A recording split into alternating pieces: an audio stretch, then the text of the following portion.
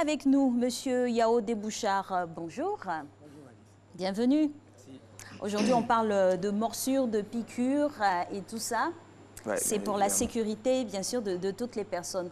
On va déjà définir une petite palette on va dire, d'animaux, de bébêtes qui pourraient nous faire mal. Oh, bon, concernant les piqûres et les morsures de serpents. D'accord. On va laisser un petit suspense, teaser un peu pour ne pas faire peur, ou peut-être, et aller pour le jingle.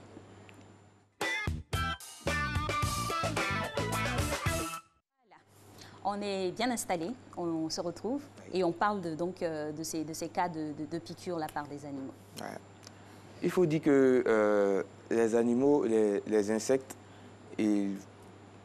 c'est lorsqu'ils se sentiront attaqués qu'ils vont réagir. Donc, les piqûres, les morsures d'animaux sont des défenses, en fait. C'est quand ils se sentent menacés qu'ils se défendent. Tous les animaux sont conçus comme ça? Oui, je dirais. Le moustique n'a pas besoin d'être menacé et puis il crée le palu, soit dit en passant. Mais, lui, dans son cas, il se nourrit. Dans ces cas spécifiques de morsures ou piqûres qui pourraient faire mal, parce que c'est bien le cadre, quels sont les animaux qu'on trouve?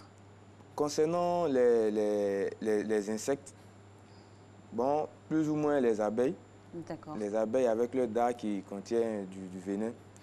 Et aussi, au niveau des serpents, on a des types de serpents qui sont des serpents venimeux. Il y en a d'autres qui sont des serpents non venimeux. Donc, le risque ici, c'est les serpents venimeux, tels que la vipère. Voilà. Aussi, concernant les animaux, je dirais les animaux domestiques, le chien. Les animaux sauvages, les singes, qui peuvent nous transmettre la rage. Voilà. Donc, comme je le dis, dans tout état de cause, c'est lorsque ces animaux-là se sentiront menacés dans leur territoire qu'ils vont, en se défendant, nous causer un dommage. D'accord. On va prendre le sujet dans tous les sens. Qu'est-ce qui constituerait donc une menace pour un animal qui l'emmènera à attaquer? Bon, parce qu'un animal, on a parlé du chien, animal domestique, on vit avec lui tout le temps. Qu'est-ce qui fait que du jour au lendemain, il se rébiffe et il attaque ses maîtres? Bon, dans ce cas d'espèce, il faudra peut-être voir le côté comportement de l'animal, du chien par exemple. Donc, si ce chien-là, dans son environnement, il sent qu'il y a quelque chose qui change, par exemple le parfum, parce qu'il y a des chiens qui ont un odorat très développé et lorsque même ces maîtres changent de parfum, cela peut causer un trouble à lui, son niveau. Donc, il peut les considérer comme des personnes étrangères. D'accord. Voilà. Et ça, c'est pour le chien. Pour le chien. Mais il y a d'autres animaux dans la ville, par exemple les serpents. C'est des animaux qui se baladent. Oui, les serpents se baladent ça et là. Ben, un serpent ne va pas vous mordre systématiquement lorsqu'il va vous voir. Qu'est-ce qui fait qu'il attaque? Qu'est-ce qui fait qu'il attaque? Comme je dis, c'est lorsqu'il sent que son territoire est menacé. C'est comme si je viens chez vous.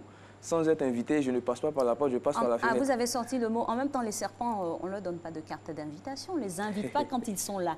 Donc, qu'est-ce qu'il faut faire? Il faut réagir. Oui, mais la nature humaine fera qu'on va réagir, on va essayer de la battre. Vous voyez, par exemple, pour les serpents, quand on va dans les cirques et autres, ceux qui manipulent ces animaux-là le font avec délicatesse. Donc, l'animal ne sent pas vraiment qu'il est dérangé. C'est un exercice assez difficile, de ne pas déranger le serpent qui vient nous déranger. Mais quand il arrive, c'est dit que c'est son territoire.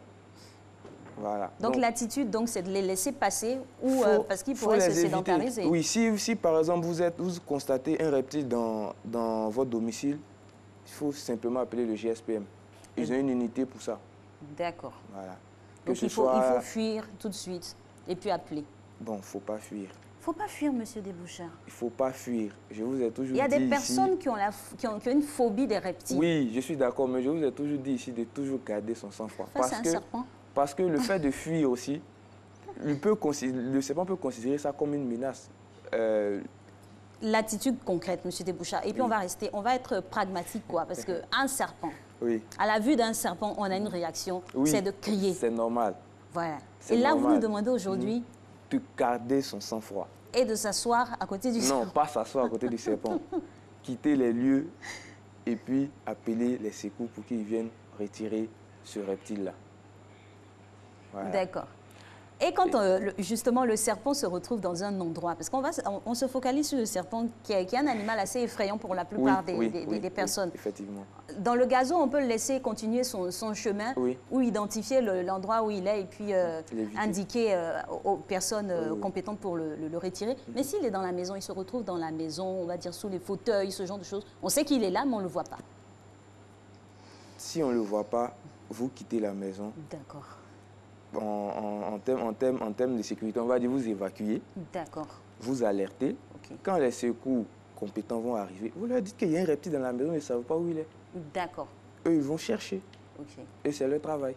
Et ils feront tout pour trouver, parce que sinon on ne va pas dormir. Voilà. Alors, et dans le cas extrême, où on se retrouve dans la situation où l'animal a mordu, a attaqué, voilà. Quelle est la conduite à tenir? Bon, on va aller en fonction des morsures. En fonction des morsures, voilà. Ou des piqûres. Des piqûres. Pour les piqûres, par exemple, seules les abeilles représentent, je dirais, une menace, mais là aussi, tout dépend de l'organisme. Parce que chaque être humain a ses anticorps et ses défenses en lui. Donc, il y a des personnes qui réagissent bien par rapport à d'autres personnes. Donc, si vous êtes dans le cas où vous faites une allergie, soit à ces genres de piqûres, il faut consulter un médecin. Il faut consulter un médecin dans les premiers instants qui suivent la piqûre. Si c'est une abeille, il faut retirer la dard. Voilà. Si on n'a pas pu retirer la dard, il faut laisser comme ça et consulter un médecin. Si vous sentez des douleurs, il faut appliquer une poche de glace pour calmer la douleur. C'est vrai que parce que pour cet animal-là, comme on le dit, la dard, c'est le petit, on va dire, excrément qu'il est sous la petite membrane qu'il est sous C'est dans ce petit excrément-là qu'il y a son venin. D'accord. Voilà. Donc il faut retirer tout de suite. Il faut retirer. Si vous arrivez à le retirer, il faut retirer. Mais parce que la dard a tendance à s'infiltrer dans la peau. Donc si vous n'avez pas pu la retirer, il ne faut pas manipuler, ouvrir pour dire qu'on va passer juste... Non, on laisse comme ça, on se rend à l'hôpital. D'accord. Voilà. Et là, c'était pour la piqûre d'abeille. D'abeille, voilà. Autre piqûre? Bon, autre piqûre, je dirais que ça sera des démangeaisons. Ça sera des démangeaisons. Et si c'est des démangeaisons, bon, vous allez appliquer de la glace pour essayer de calmer ces démangeaisons-là. Et si cette démangeaisons de quel type? Il peut y avoir des enflux de rougeur. Par exemple, pour des chenilles, on a des chenilles avec des sortes de poils. Donc, si vous touchez ces animaux-là, ces bêtes, ces insectes-là, vous allez avoir des rougeurs ou aussi des démangeaisons. Donc, il faut appliquer de la glace. Et si vous faites une réaction allergique par rapport à ça, vous consultez un médecin. D'accord. Voilà. Là, on va monter crescendo. Hein. Oui. Bien évidemment. La morsure qui va suivre. La morsure, bon, on va faire, ok, la morsure. La morsure, comme je le disais tantôt, il y a des serpents venimeux et des serpents non venimeux. Donc, ce qui nous intéresse ici, c'est les serpents venimeux. Voilà, si vous êtes mordu par un serpent, il faut immobiliser la victime, rassurer la victime. Il ne faudrait pas s'affoler. Parce que quand vous êtes mordu par un serpent, c'est un venin qui vous injecte. Et ce venin-là ne doit pas remonter jusqu'au niveau du cœur parce que c'est une toxine. Voilà. Donc, si vous êtes agité et que vous faites des mouvements, c'est comme quand on fait du sport. Vous allez accélérer. Vous allez accélérer le rythme cardiaque et le sang va vite circuler. Donc, ça va favoriser le transfert de ce venin-là de la partie concernée jusqu'au cœur. Ce qu'il faut éviter. Donc, si vous êtes mordu par un serpent, il faut rassurer la victime, faire asseoir la victime, immobiliser la victime et alerter les secours.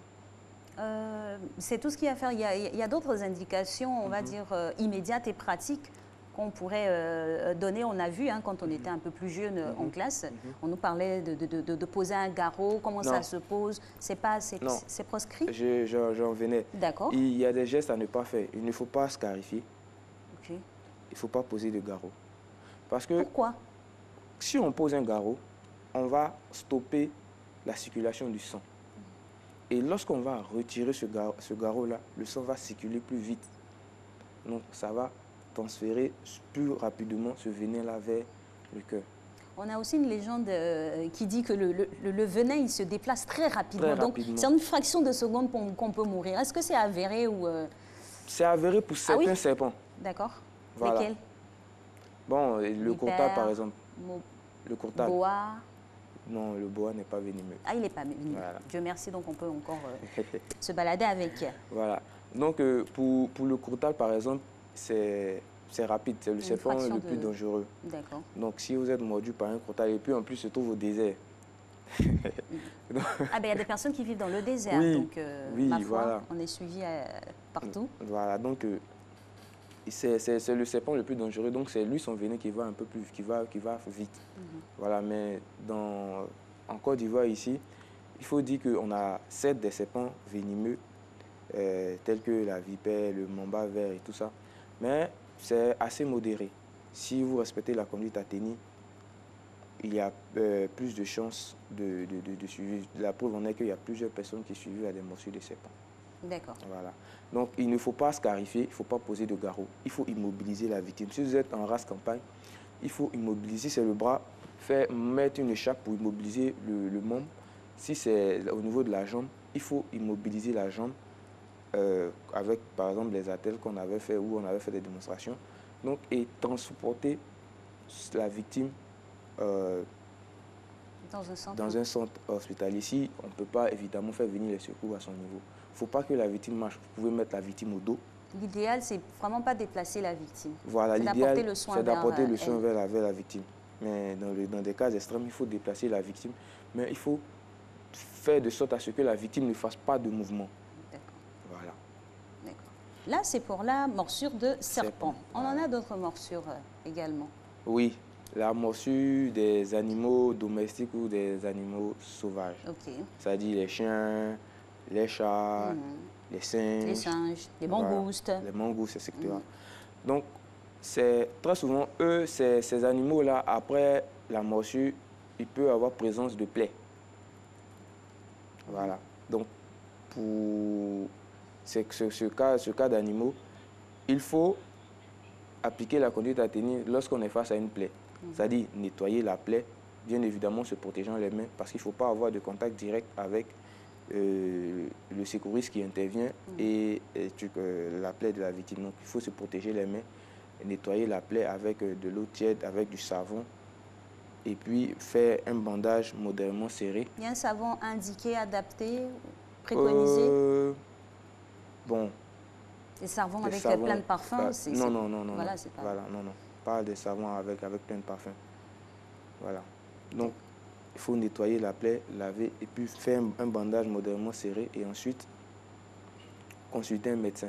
S'assurer que notre victime est à jour de ses vaccins anti-rage et tout ça. D'accord. Voilà. D'accord.